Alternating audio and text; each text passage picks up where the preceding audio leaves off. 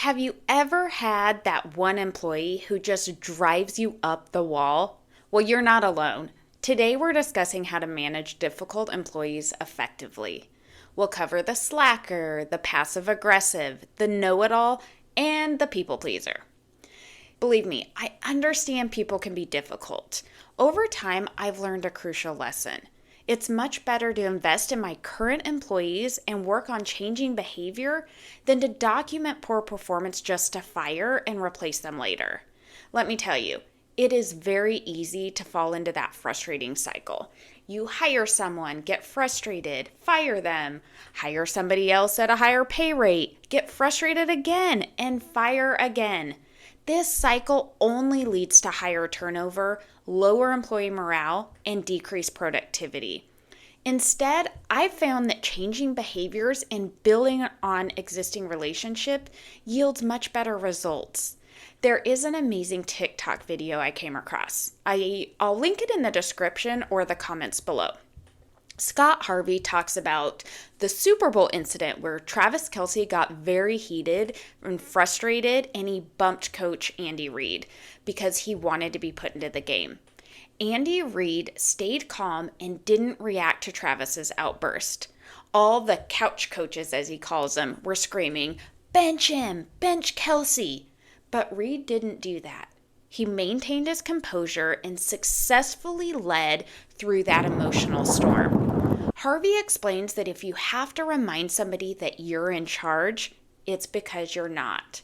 Reid's calm demeanor showed who was truly in control, and my advice to you is to always remain in charge with your employees by not allowing them to push you to an emotional reaction. Stay calm, manage their behavior with grace and empathy, and you will see a significant change in their behaviors. So why are employees difficult? Usually there is an underlying issue causing their behavior. Your first job is to ask questions and understand what's behind it. Are they feeling overloaded? Are they struggling with prioritization? Or maybe they've been assigned too many tasks. Understanding the root cause helps you manage these employees better and find solutions that will work for them. First up, let's talk about the people pleaser. Meet Sarah. Sarah's a yes person who overcommits because she doesn't want to let anybody down. Reprimanding Sarah isn't going to work. She's likely afraid to say no, thinking that it makes her look incapable. Here's what you do. Set clear expectations and timelines. Explain the consequences of missing those deadlines and make her accountable for how she'll meet the expectations. For Sarah, you might say, "I've noticed you miss a few deadlines lately. Can we talk about what's going on? We need to meet our deadlines to keep the project on track. I understand you have a lot on your plate. Let's figure out how we can prioritize your tasks better or if we need to redistribute some of your responsibilities." Moving forward, missing deadlines will impact our progress significantly, so it's important to address this. Can you outline the steps that you'll take to ensure you meet your deadlines in the future? If Sarah responds with, "I'll try," you should push for more commitment. Sarah, I appreciate that you're willing to put in the effort, but "I'll try" doesn't give me the confidence that you'll meet the deadlines. What specific steps will you take to ensure this happens? Let's commit to a plan together. You might notice that I'm emphasizing the need to address "I'll try" responses from the employees. It's important because "I'll try" is often too vague and it does lack commitment. You need to push for specific actions to ensure that the employee understands the importance of meeting expectations and is genuinely committed to doing so. Next, let's address the know-it-all. Imagine Dave. Dave knows a lot, but he feels the need to weigh in on everything, even when it's not his area. Dave's behavior often stems from insecurities and a need for validation. With Dave, you'll need to balance recognition with firmness. Acknowledge his valid points, but address it when he oversteps and set boundaries for his inputs. For Dave, you might say, "I appreciate your insights on the marketing strategy. Your experience is valuable. However, during the financial meetings, it's best to leave the detailed financial analysis to Jane, who specializes in that area. This way, we ensure everyone's expertise is utilized efficiently. Moving forward, can you let me know how you'll focus your contributions on your area of expertise?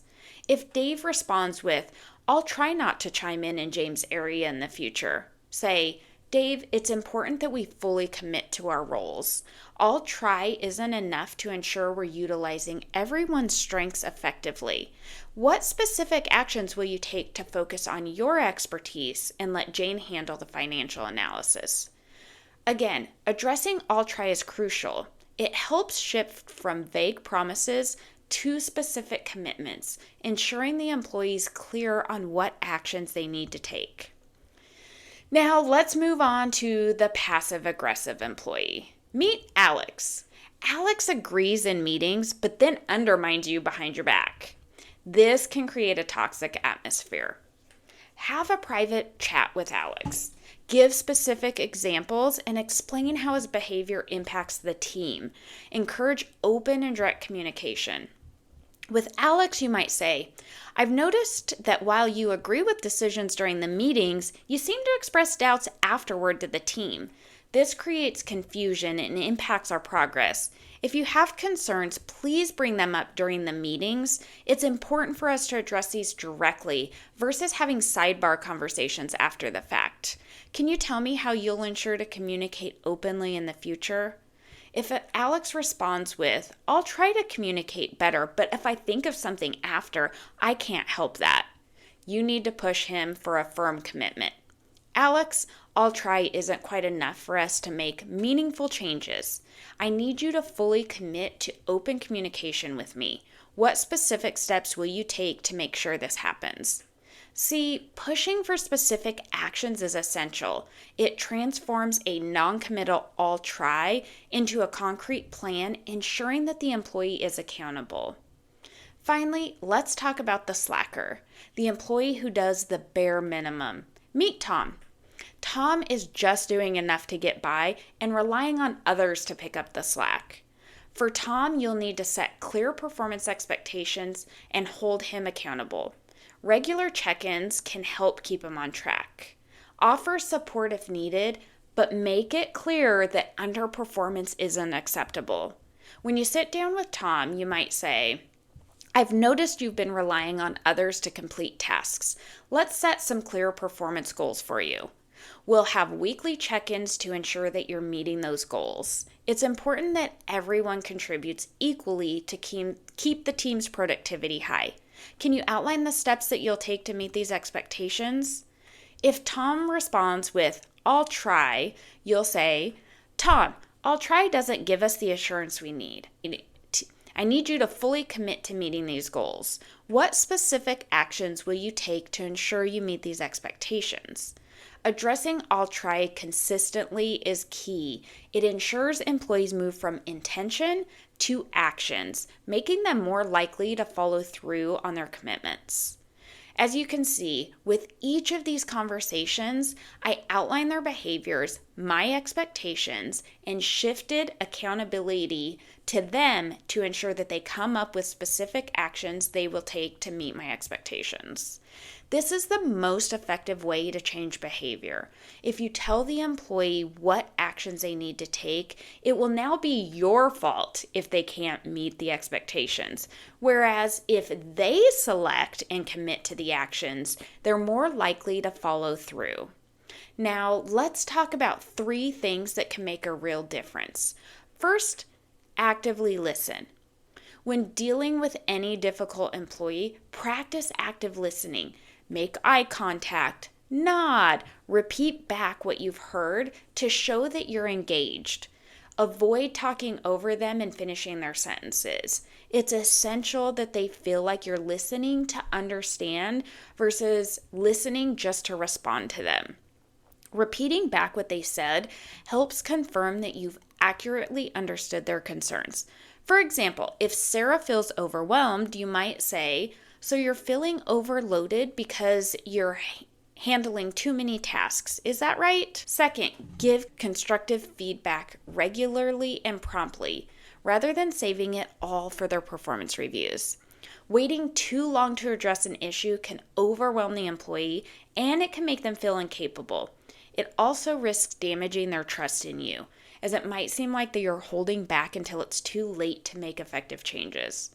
For example, if Ned is often negative, address it right away by saying, "Ned, I've noticed you frequently point out problems. Can we work together to find some solutions as well?"